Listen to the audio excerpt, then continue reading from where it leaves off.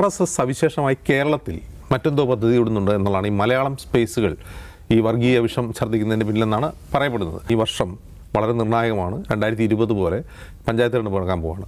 നമുക്കറിയാം 2020 പഞ്ചായത്ത് ഇലക്ഷനിൽ എന്താണ്, പഞ്ചായത്ത് ഇലക്ഷൻ്റെ സമയത്ത് അതിരൂക്ഷമായ വർഗീയ പ്രചാരണം വാട്സപ്പ് വഴി നടന്നിരുന്നു. അതിൻ്റെ വേറൊരു രൂപത്തിൽ ഇപ്പോൾ നടക്കുന്നുണ്ട്. വാട്സപ്പ് വഴി ഈ സംഘപരിവാറിൻ്റെ വാട്സപ്പ് ഗ്രൂപ്പുകൾ വഴി ധാരാളം ഹെയ്റ്റ് കണ്ടൻറ്റ്, ഫേക്ക് ന്യൂസുകൾ ഇങ്ങനെ പുഷ് ചെയ്തുകൊണ്ടേയിരിക്കുന്നുണ്ട്. എനിക്ക് ചിലതൊക്കെ എനിക്ക് ഫോർവേഡായിട്ട് കിട്ടാറുണ്ട്. നമ്മൾ കണ്ടിരിക്കാമെന്നല്ല, പക്ഷേ അത് കണ്ട് വിശ്വസിക്കുന്ന ധാരാളം ആളുകളുണ്ട്. 2020 നമ്മൾ കണ്ടത് കേരളത്തിൽ രണ്ട് പ്രമുഖ ന്യൂനപക്ഷ സമുദായങ്ങൾ തമ്മിൽ അടുപ്പിക്കുക, ക്രിസ്ത്യൻ മുസ്ലിം സമുദായങ്ങൾ തമ്മിൽ അടുപ്പിക്കാനുള്ള കണ്ടൻറ്റുകളായിരുന്നു അന്ന് ക്രിയേറ്റ് ചെയ്തുകൊണ്ടിരുന്നത്. ഇപ്പോൾ പഞ്ചായത്ത് തെരഞ്ഞെടുപ്പിന് മാസങ്ങളേ ഉള്ളൂ. പക്ഷേ ഇപ്പോഴും ആ പഴയ സ്ട്രാറ്റജി ഇല്ല. ക്രിസ്ത്യൻ മുസ്ലിം ഡിവൈഡ് ഉണ്ടാക്കാനുള്ള സ്ട്രാറ്റജി അല്ല ഇപ്പോൾ ഉള്ളത്.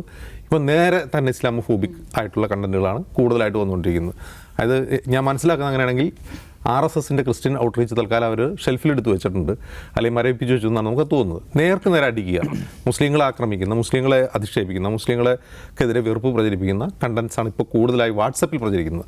ഇപ്പോൾ ഈ ട്വിറ്ററിലേക്ക് നോക്കിക്കഴിഞ്ഞാൽ ഈ സ്പേസ് ഉപയോഗിക്കുന്നത്, ട്വിറ്ററിൻ്റെ യൂസേഴ്സ് കൂടുതലും നഗരവാസികളോ അല്ലെങ്കിൽ കുറേ കൂടി എഡ്യൂക്കേറ്റഡ് ആയിട്ടുള്ള ആളുകളോ അല്ലെങ്കിൽ അബ്രോഡൊക്കെ താമസിക്കുന്ന ഈ പ്രവാസികളായിട്ടുള്ള ആളുകളൊക്കെയാണ് കൂടുതലും ട്വിറ്റർ ഉപയോഗിക്കുന്നത്. ഞാൻ മനസ്സിലാക്കിയെടുത്തോളം BJPയുടെ IT സെൽ പോലെ തന്നെ RSSന് അവരുടെ പ്രൊപ്പഗൻഡയ്ക്ക് വേണ്ടി തന്നെ പ്രത്യേകമായി വിങ് സോഷ്യൽ മീഡിയ ഉണ്ട്. അപ്പോൾ അവർ ഡെയിലി ഡോസ് എന്നതുപോലെ എല്ലാ ദിവസവും വാട്സപ്പ് ഗ്രൂപ്പുകൾക്ക് വേണ്ടിയുള്ള കണ്ടന്റ് ഉണ്ടാക്കി പുഷ് ചെയ്തുകൊണ്ടിരിക്കുന്നുണ്ട്.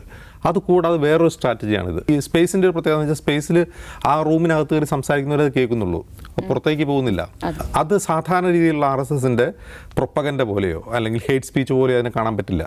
അതിൽ വളരെ എഡ്യൂക്കേറ്റഡ് ആയിട്ടുള്ള കുറേ ആളുകൾ വന്നിരുന്ന് ആയുധമെടുക്കണം എന്ന് പരസ്പരം പറയുക, അതുപോലെ അവരുടെ പുസ്തകം കത്തിക്കണം എന്നൊക്കെ പറയുക.